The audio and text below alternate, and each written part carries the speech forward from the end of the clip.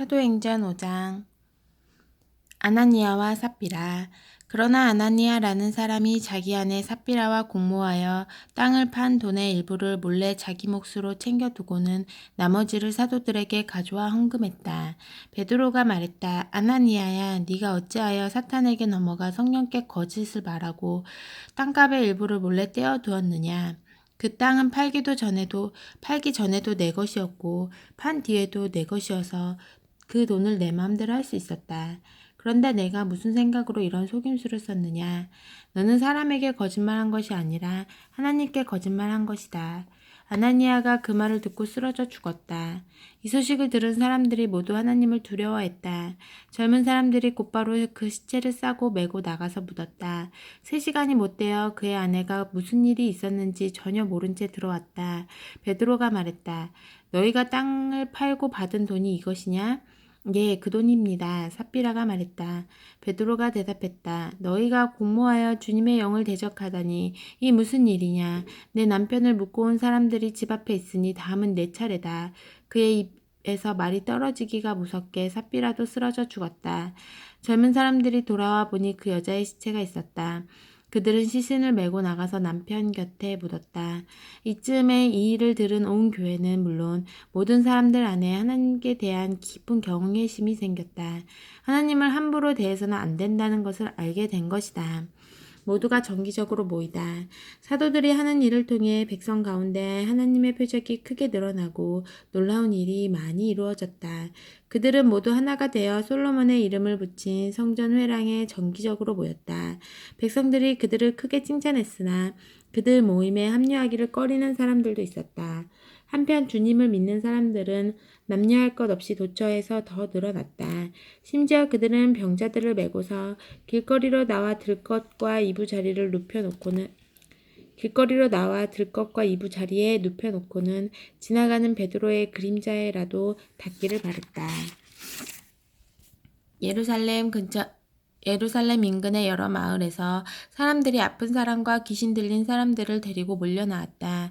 그들 모두가 다 나았다.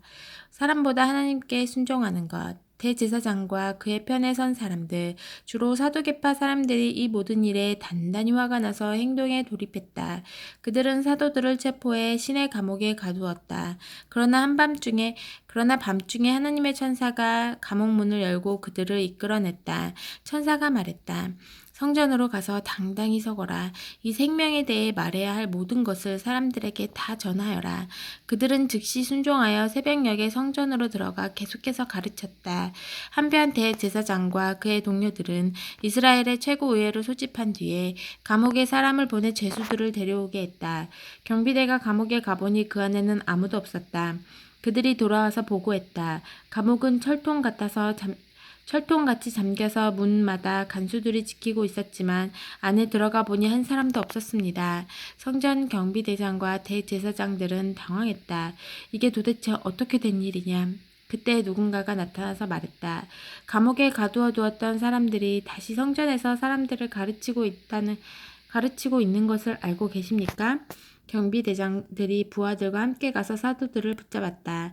그러나 백성이 폭동을 일으켜 대항할까 두려워서 그들을 조심스럽게 다루었다. 그들은 사도들을 데려다가 다시 최고의회 앞에 세웠다. 대제사장이 말했다. 우리가 너희에게 예수의 이름으로 가르치지 말라고 엄히 명령하지 않았더냐.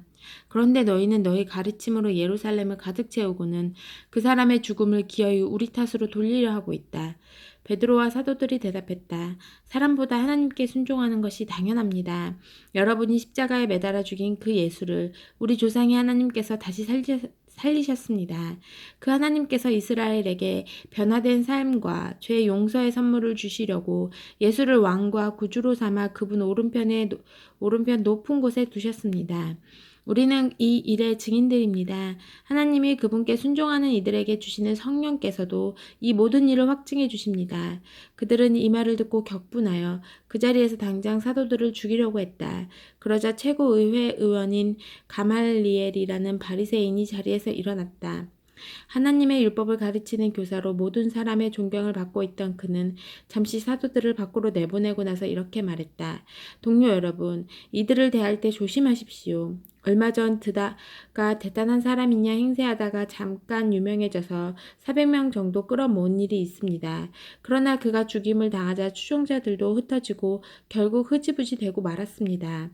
그 일이 있고 나서 얼마 후 인구조사 때는 갈릴리 사람 유다가 나타나서 세력을 불렸으나 그 역시 용두사미로 끝났고 그를 따르던 사람들도 뿔뿔이 흩어지고 말았습니다.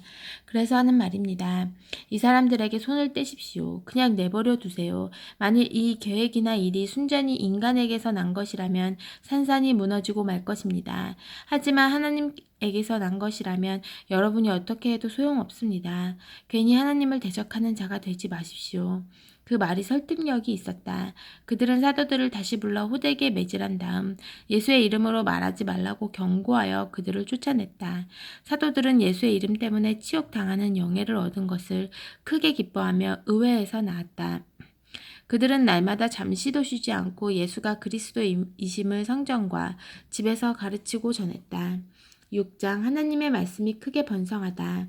그때 제자들의 수가 급격하게 늘어나면서 그리스 말을 하는 신자들이 히브리 말을 하는 신자들에 대해 섭섭하게 여기는 마음이 커졌다. 매일 양식을 배급받을 때 자기네 과부들이 차별을 받고 있기 때문이었다. 그래서 12사도는 제자회의를 소집하여 제자들에게 말했다. 우리가 하나님의 말씀을 전하고 가르치는 책임을 저버린 채 가난한 사람을 돌보는 것은 옳지 못합니다. 그러니 여러분 가운데서 모두에게 신임을 얻고 성령 충만하여 분별력 있는 사람 7을 뽑으십시오. 그러면 우리는 이 일을 그들에게 맡기겠습니다. 대신에 우리는 우리가 맡은 본분인 기도하고 하나님 말씀을 전하는 일에 전념하겠습니다. 회중이 그 생각을 아주 좋게 여겼다. 그들은 다음 7사람을 뽑았다. 믿음과 성령이 충만한 사람 스데반, 빌립, 브로고로, 니가노르, 디몬, 바메나, 안디옥 출신의 개종자 니골라. 회중은 그들을 사도들에게 보였다. 사도들은 기도하고 안수하여 그들에게 이를 위임했다. 하나님의 말씀이 크게 번성했다. 예루살렘에 있는 제자들의 수가 어마어마하게 늘고 이 믿음을 따르게 된 제사장들도 많이 생겨났다. 스데반은 하나님의 은혜와 능력이 차고 넘쳐서 백성들 가운데 놀라운 일들을 행했다. 그것은 하나님이 그들 가운데 계신다는 틀림없는 표적이었다. 그때 회당에서 온 몇몇 사람들이 그를 반대하고 나서서 변론으로 그를 누르려고 했다. 그 무리는 종이었다가 자유인이 된 구레네 사람, 알렉산드라 사람, 길리기아와 아시아 출신의 사람들로 이루어져 있었다. 그러나 스데반이 말하자 그들은 그의 지혜와 영적 기계를 당해내지 못했다. 그래서 그들은 몰래 사람들을 매수해 거짓말을 퍼뜨렸다. 이 사람이 모세와 하나님을 저주하는 것을 우리가 들었습니다. 그 말이 백성과 종교 지도자와 종교학자들의 마음을 휘저어 놓았다. 그들은 스데반을 잡아서 최고의회 앞으로 끌고 갔다. 그리고 자신들이 매수한 증인들을 앞세워 이렇게 증언했다. 이 사람은 쉬지 않고 이 거룩한 곳과 하나님의 율법을 욕하고 있습니다. 심지어 우리는 나사렛 예수가 이곳을 무너뜨릴 것이며 또한 모세가 우리에게 준 관습을 다 내버릴 것이라고 그가 말하는 것도 들었습니다. 최고의회에 앉아있던 모든 사람이 스데반을 쳐다보았다. 그들은 그에게서 눈을 뗄 수 없었다. 그의 얼굴이 천사의 얼굴 같았다. 7장 성령 충만한 스데반. 그때 대제사장이 말했다. 내 자신을 변호할 말이 있느냐? 스데반이 대답했다. 친구 여러분, 아버지와 형제 여러분, 우리 조상 아브라함이 하란으로 이주하기 전 아직 메소포타미아에 있을 때에 영광의 하나님이 그에게 나타나서 말씀하셨습니다. 내 고향과 가족을 떠나 내가 내게 보여줄 땅으로 가거라. 그래서 아브라함은 갈대아 사람들의 땅을 떠나 하란으로 옮겨갔습니다. 아버지가 죽은 뒤에 그는 지금 여러분이 살고 있는 이 땅으로 이주해 왔습니다. 그러나 하나님께서는 그에게 아무것도 발붙일 곳조차 주지 않으셨습니다. 그때 아브라함에게는 아들이 없었습니다. 그런데도 하나님은 후에 이 땅을 그와 그의 아들에게 주시겠다고 약속하셨습니다. 하나님은 그의 후손이 낯선 땅으로 이주하여 거기에서 400년 동안 종이 되어 가혹한 대우를 받을 것을 그에게 알려주었습니다.